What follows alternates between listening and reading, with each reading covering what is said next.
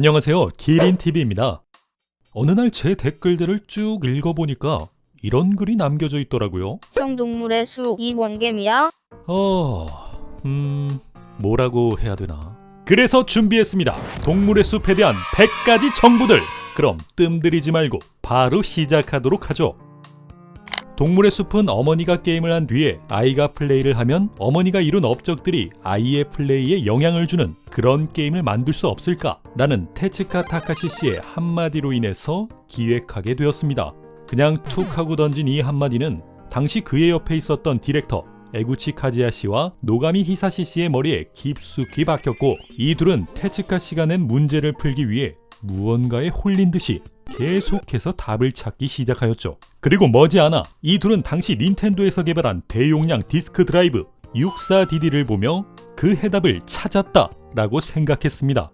두 디렉터들은 곧바로 이 하드디스크의 최대 특징인 대용량 기록 미디어를 이용해서 게임을 기획하기 시작하였고, 그로부터 며칠 뒤 그들은 해답을 담아서 만든 3장의 기획서를 테즈카 타카시 씨에게 제출하게 되죠. 64DD의 대용량 기록 미디어를 이용해서 커뮤니케이션을 테마로 한 게임을 만든다 라는 유일무이한 테마를 갖고 있는 프로젝트, 일명 동물의 숲. 에구치 씨는 동물의 숲 이전 슈퍼마리오 3, 마리오 월드, 스타폭스 등 소위 하드한 액션 게임의 디렉터를 맡은 사람으로서 어떻게 하면 유저들에게 찰진 손맛을 느끼게 할지만을 생각하며 게임을 대하던 사람이었는데, 당시 요시 스토리를 제작하고 있던 그에게 문득 이러한 생각이 떠오르게 되죠. 직장인들이 야근에 쩌들어서 집에 돌아가도 게임을 하고 싶어 할까? 에구치 씨는 밤늦게까지 야근을 하고 집에 돌아가면 자신이 개발한 하드한 액션 게임들이 전혀 손에 잡히지 않았기 때문에 이러한 생각들을 하게 되었고, 그의 생각은 생각에 꼬리를 물며 결국 새로운 발상을 떠올리게 됩니다. 그럼 내가 가족과 즐길 수 있는 힐링 게임을 만들면 되잖아. 서로 시간이 맞지 않아서 동시간대에는 플레이할 수 없지만 남겨진 흔적들로 인해서 가족들의 어긋난 시간을 메워줄 수 있는 게임, 어느 누가 해도 손쉽게 플레이할 수 있는 그런 게임을 만들어보자 라는 에구치 씨의 새로운 발상들은 결국 동물의 숲의 원안을 탄생시키게 되었죠. 동물의 숲의 원안 기획서에는 현재 동물의 숲과는 전혀 다른 내용들이 적혀 있었습니다. 그 기획서에는 주인공이 파트너인 동물들과 던전을 탐험한다거나 혹은 한 마을의 여러 플레이어들이 찾아와서 다른 플레이어들의 기록을 참고하며 함께 플레이할 수 있는 RPG 스타일의 요소들이 담겨져 있었죠. 이뿐만 아니라 게임을 진행하는 아이가 높은 난이도로 인해서 발목이 잡혀 다음 스테이지로 넘어갈 수 없게 된다면 저녁에 일을 끝마치고 돌아온 아버지가 슈퍼맨같이 등장해서 아이가 남겨둔 정보들을 바탕으로 클리어할 수 있는 릴레이 형식의 게임으로 구상되어 있었습니다.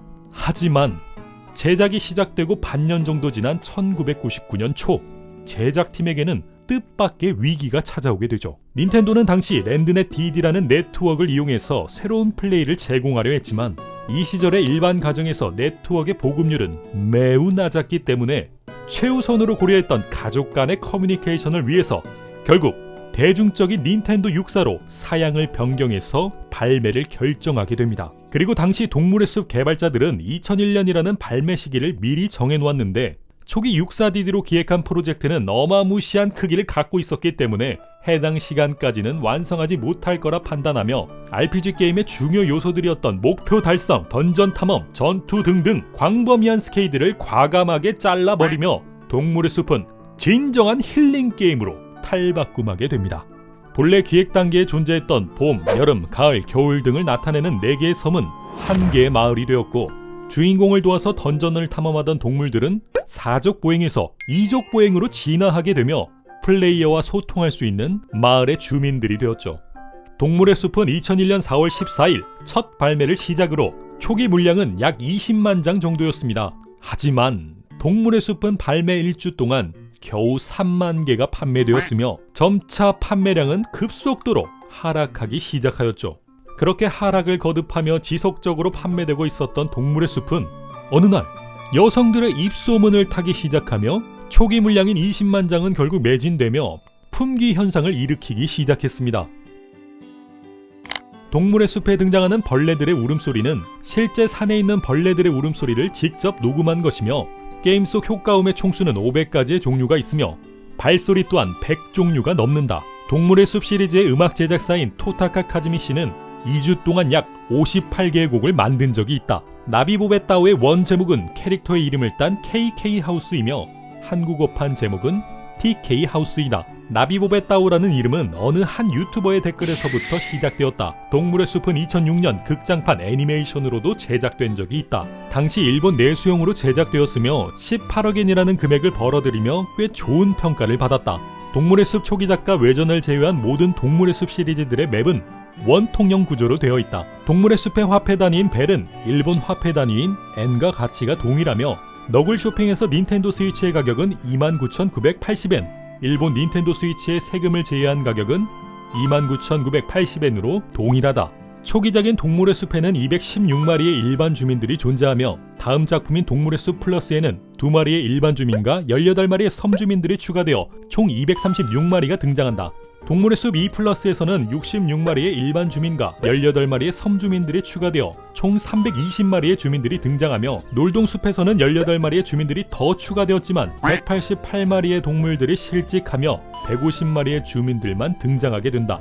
타동숲에서는 18마리의 신규 주민들이 추가되었고 42마리의 기존 주민들이 복직하게 되어 210마리의 주민들이 등장한다. 튀동숲에서는 100마리의 신규 주민들이 대거 추가되었고 24마리의 기존 주민들이 복직하였지만 몽돌이가 퇴출당해서 333마리의 주민들만 등장한다. 해피홈에서는 2마리의 신규 채용과 기존 주민 4마리의 복직으로 인하여 339마리가 등장하며 아미보 플러스의 업데이트로 인하여 실직한 16마리의 주민들이 다시 복직하게 되었다. 모여봐요 동물의 숲의 주민들은 지속적으로 추가되고 있으며 지금까지 등장한 주민들의 숫자는 약 411마리이다. 2020년 4월 기준 동물의 숲 시리즈에 등장한 주민들의 숫자는 466마리이다. 초기 마을 주민의 디자인은 2등신의 캐릭터였지만 튀동숲 이후부터는 2.5등신으로 업그레이드 되었다. 마을 주민이 번쩍 들어올리는 고래상어의 무게는 18m 크기 기준으로 15에서 20톤 정도이다. 동물의 숲에는 풍수가 적용된다. 풍수는 집 내부의 가구나 장식물들을 색상별로 정해진 위치에 배치하게 되면 운이 상승하게 되고 게임 플레이에 이득을 얻을 수 있다. 동물의 숲에 등장하는 콩돌이와 밤돌이에게는 여러 가지 루머들이 존재한다. 놀동숲에서는 너구리 그냥 직원이라고 언급하지만 튀동숲에서 주민들의 대화를 잘 들여다본다면 너구리가 밤돌이와 콩돌이를 길에서 발견하여 입양했다라는 소문을 발견할 수 있다. 콩돌이와 밤돌이는 둘 다 수컷이며 손에 나 있는 점으로 둘을 구분할 수 있는 설정이 있지만 전혀 보이지 않기 때문에 생김새로 구분하는 것은 불가능하다. 하지만 목소리를 잘 들어본다면 전체적으로 밤돌이의 톤이 더 높기 때문에 소리로는 구별이 가능하다. 너구리의 모티브는 일본의 너구리 요괴이며 플레이어가 물건을 만들 때마다 등장하는 나뭇잎 또한 너구리 요괴가 나뭇잎을 돈으로 둔갑시키는 모습을 착안해서 만들어졌다. 너굴은 동물의 숲에 등장하는 주민들 중 과거가 가장 잘 드러나 있는 캐릭터이다. 너굴은 젊은 시절 지금 모습과는 다르게 돈보다 꿈을 쫓으며 도시에 나간 적이 있었으나 여욱과의 트러블로 인해서 다시 마을로 돌아왔다. 여욱은 너굴과 마찬가지로 일본 전통 신화에서 유래된 캐릭터이며 과거 젊은 시절 너굴과 동업한 적이 있다. 너굴은 IGN에서 선정한 게임 속 악역 72위에 등극하였다. 참고로 디아블로가 74위. 너굴이 빌려주는 모든 돈은 사실 무기한 무이자이며 신용도 또한 필요치 않은 그야말로 금융계의 천사다. 하지만 동물의 숲 포켓 캠프에서는 욕조에 돈을 채우고 플렉스를 하는 너굴의 모습을 볼 수 있다. 이후 닌텐도 측에서는 너굴은 자신이 번 돈으로 사회에 환원한다 라는 해명글을 게시한 적이 있지만 너굴의 이미지를 순화시키기 위해 올린 이 해명글의 댓글에는 너굴이 이놈 또 닌텐도한테 돈 찔러줬네 라는 글들이 베스트를 장악하고 있다.